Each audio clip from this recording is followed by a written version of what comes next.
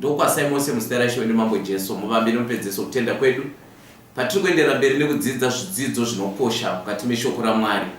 Mukacherechedza toda kutarisa pamusoro peissue iri very critical, the final stage of counter reformation, kana kuti kudziviswa kana kuti kukanganiswa kana kudzoserwa kumasure kwebasa rakaitwa nevanhu vataiti reformers vaida kugadzirisa shoko raMwari kuti rimire panzvimbo mushure mekunge rakanganiswa nekuda kwechitendero chepaganism panguva yema-dark ages. Now Paul anonyora kuna vaTesalonika vekutanga chapter 2 anoti now I beseech you brethren by the coming of the Lord our Lord Jesus Christ and by our gathering together unto him, that be not soon shaken in mind or be troubled neither by spirit nor by word nor by the letter as from us, as that day of Christ is at hand. And musa zunguzwana nokunyengerwa kana iri nyaya yekugadzira kuya kwaJesu Kristu nenzira ipi neipi ivi nemweya zvichinza kutoratidzwa Jesu akutouya. Ana Paulo musanyengerwa, because pane zvinofanira kuitika Jesu asati auya. Apa nyaya hombe ndoda kutarisa ndeyekuti sei nyaya dzechiprofita dzisisadzidziswe, sei vanhu vakawanda vachada kuticha prophecy, sei machurches akawanda hatiche prophecy. Ndo nyaya tichada kutsanangura pano, muchaona kuti zvinhu zvakatorongwa kuti prophecy isadzidziswe. Alright, Paul anoendera mberi achiti ngakurege kwani munhu anokunyengerai nemutoo upi neupi nekuti harisvike kana kutsauka kusati kwauya nemunhu wezvivi, mwanakomana wekurashika asati amboonekwa. Now zvikanzi and then shall that wicked be revealed, whom the Lord shall consume with the spirit of his mouth and shall destroy with the brightness of his coming. Now Paulo panapa ari kuti mwanakomana wekurashika, mwanakomana wekupandukira Kristu, system yepurpose, zviri kunzi achararama kusvika Jesu achiuya.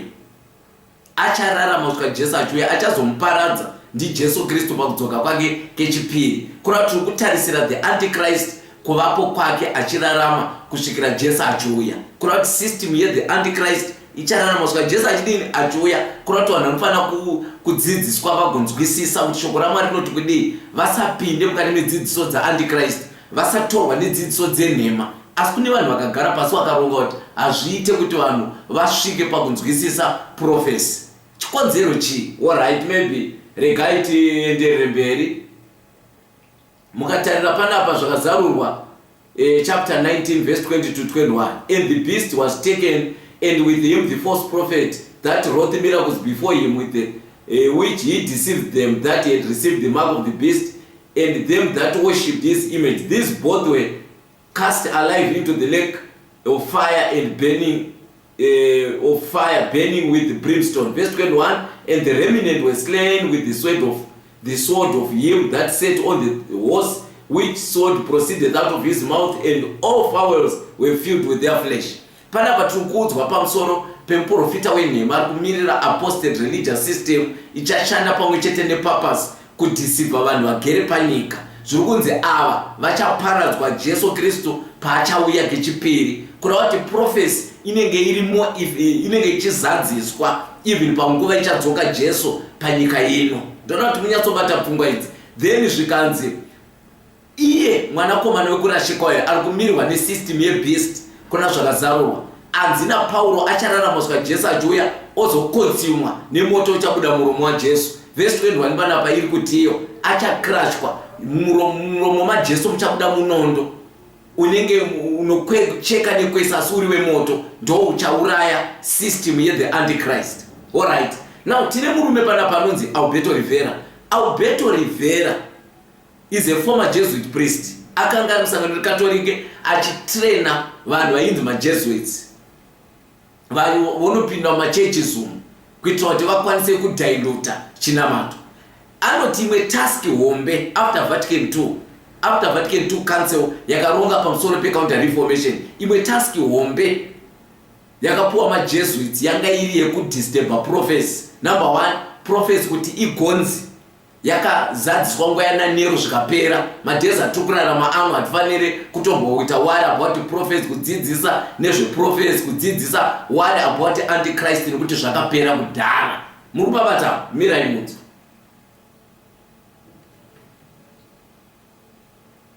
Difficult in the days through the Reformation. They can spot and infiltrate very easily in those days because the struggle was face to face with the Vatican.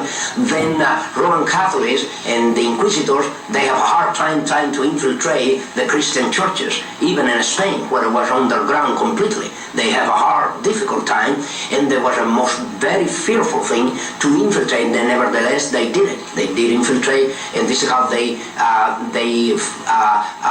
they find many Christians worshiping the Lord in underground places. Now, through infiltration. But in these cases, they were not commissioned under the stream of an induction, as I was, under the stream of an induction. Rivera and Alcázar, they were to work, and then later Lacunza. There is more, but I will mention these three, the most important ones, in dealing with one special area, prophecy. They were assigned to deal especially with prophecy, with the purpose to do two things at least: to cover up any prophecy relate to the origin of the Antichrist, relate to the Antichrist, and relate to the papacy, relate to the Antichrist. And second, to cover up any idea that the Roman Catholic institution was never a Christian church, as I pointed out before. What that means is to make possible in Bible commentaries and church history that the Roman Catholic institution always will appear as a Christian church following apostasy, and then need a renewal. That was the idea that Rivera, Alcázar, and Lacunza tried to trace. Among other things, they tried to implement the idea that most of the prophecies of the book of Revelation were already fulfilled by the time of Nero. What that means is that don't worry about prophecies today, don't worry about the Antichrist, don't worry about a one-world government, don't worry about nothing like that. Yes, that's correct. Walter Martin has been, and confessed by him, as a matter of fact, I could mention that I have a debate already with Mr. Martin. Now, kana mukacherechedza panapa zviri kunzi Vatican yakaronga kumeka sure kuti prophecy yese igonzi yakazadzwa nguva yaNero, saka nguva yatikurarama ina hapana need kutarisa prophecy. Izvo zvakadhailuta machurches haana hanya neprophecy because majesuits akakwanisa kusilence vanhu, silence maprotestant churches. Even some people within the Adventist faith where prophecy is supposed to be proclaimed, especially at this hour, vakawanda vacho havachatotauri nezvazvo. Saka majesuits anoziva kuti prophecy inoburitsa this system pachena. Saka zvakanzi aiwa, don't worry about Antichrist, don't worry about prophecy yakazadziswa kare. Now mukatarisa pama7 churches ndo panonyatsoratidzwa kuti prophecy haina kuzadziswa kare. Tisati tatombotarisa maprophecies ese ekuna naRevelation 13, Revelation 14, 15 zvichienda 17 anoratidza kuti everything is in the future. Alright? Zvikanzi, I was in the spirit on the Lord's day, and he had behind me a great voice as of a trumpet, saying, I am Alpha and Omega, the first and the last, and what thou seest, write in a book and send it unto 7 churches which are in Asia, unto Ephesus, unto Smyrna, unto Pergamos, unto Thyatira, unto Sardis, and unto Philadelphia, and unto Laodicea. Pana pari nyora tsamba utumire kereke nomwe pa Epheso, pa Smyrna, pa Pergamos, and so on. Ma 7 churches are representa 7 periods of church history. Now, ndoda kuti munzwe panapo zvaitaurwa naUberto Rivera ichokwadi. Majesuits anoticha vanhu kuti prophecy ichiripo here panguva yatiri kurarama. Teererai munzwe. Member of the name of the Antichrist. It's a human name, he says. If you add up the numerical equivalences of the letters, you will total 666. Now, this is probably a significant number in itself. In the Bible, and especially in the book of Revelation, the number 7 is particularly significant as the number of perfection, the number of God. 6 is one less than 7. It's the number of imperfection. It's the number of humans. This person is 666, the totality of imperfection. In fact, he's the Antichrist, the one who's opposed to God. But how do you get 666? Well, as scholars have long recognized, there's probably a way to figure out this name in the author's own historical context. Who was the beast? Well, it has 7 heads, seven hills, city of Rome. Who was the first emperor of Rome to persecute the Christians? It was Emperor Nero, who persecuted the Christians, as we've seen already, in the 60s AD. When you spell the name Caesar Nero in Hebrew letters and add up the letters, it adds up to 666. Moreover, there are 2 ways to spell Kaiser Nero. One with a final N at the end of the word, final noon, one without. If you take the noon off, the numbers add up to 616. What's the number of the beast? It appears to be the number of Kaiser Nero, who persecuted the Christians, and who is believed in some Jewish circles, according to texts we have from the 1st and 2nd century, to be about to come back from the dead to again rule Rome and to persecute the people of God. Remember, this Antichrist is going to recover from a mortal wound. This appears to be referring to Kaiser Nero. This may not be as exciting as thinking that the Antichrist is someone living in our own day or someone who is soon to come. Over the past 50 years, we've had devoted Christian authors arguing that 666 must refer to Hitler, or Mussolini, or the Pope, or Henry Kissinger, or Saddam Hussein. Or back in the 80s, there were some liberal Christians who pointed out that Ronald Wilson Reagan's name each had 6 letters in them, 666. But if we're interested in knowing what the author himself meant, it makes sense to think that he is talking about something going on in his own world. And mukubanza, prophecy yese ya John irunzi iri pa time yake iye time yakanyorwa book yaZvakazarurwa between 1885 and 1895. Then zviri kunzizvo Nero ndiye 666 panguva yake ndo pazvakazadziswa zvese. Kona kuti vari kuti I don't have to worry about time yatokurarama because my prophecies ese 666 mark of the beast zvakazadziswa pamadays aNero. Ndofunga manyatsozvinzwira kuti muone kuti Alberto Rivera angaitaura chokwadi kuti maJesuits ari kushanda zvakasimba make sure kuti prophecy isataurwa panguva yatokurarama. Regai tinzwe zvakare the other side. When we talk about the historical setting of the book of Revelation, the simple answer is it's the 1st century. The 1st century is the historical context.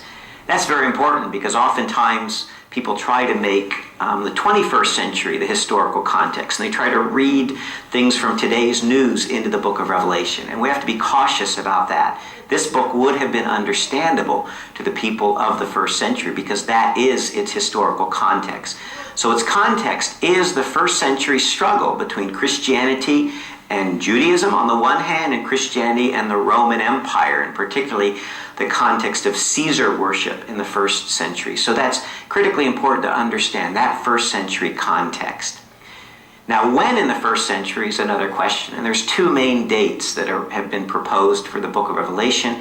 The traditional date, and probably the one held by the majority of scholars, is that it's very late in the 1st century, in the 90s, during the reign of the Emperor Domitian and the persecutions that the church was undergoing under the Roman Emperor Domitian.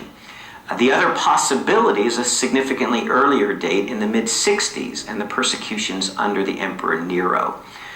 Some have even suggested that the 666, the number of the beast in Revelation, is code language for the name Nero, and that's one of the reasons some would place the book in the context or shortly after the reign of the Emperor Nero. So those are the 2 main dates that most scholars hold to with reference to the book of Revelation. Ati munupabata saka vari kuti ivo prophecy ya Revelation yese yakazadziswa pamazuva ainyorwa naJohn madays aNero. But now zvinopokana nezvinotaurwa naRevelation chapter 1. Ndoda kuti muone verse yatoda kuerenga kupedzisira. Revelation chapter 1 verse 19 to 20. Write therefore what you have seen, what is now and what will take place later. The mystery of the 7 stars that you saw in my right hand and of the golden lampstands in this. The 7 stars are the 7 angels of the 7 churches, and the 7 lampstands are the 7 churches. 7 churches are refer 7 periods of church history. But verse 19 yet, right? Therefore, what you have seen, what is now and what will take place later. Kureva kuti John arikunzi iye asisipo, maprophecies ake ai-extend achienda mberi, kureva kuti to the close of time. Saka hazvigoneki kuti prophecy yakagumira pamadays anero.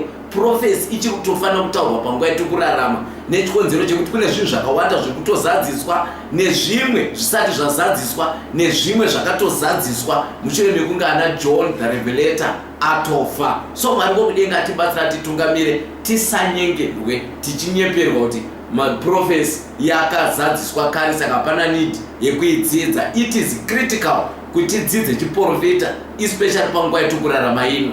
Mwari wokudenga akuropafadzei, Mwari wokudenga akukomborerei nekuteerera kwose kwamanga muinako patichafungisisa pamusoro penyaya iyi. Mwari wokudenga akuitere nyasha. Ndatendawo. Amen.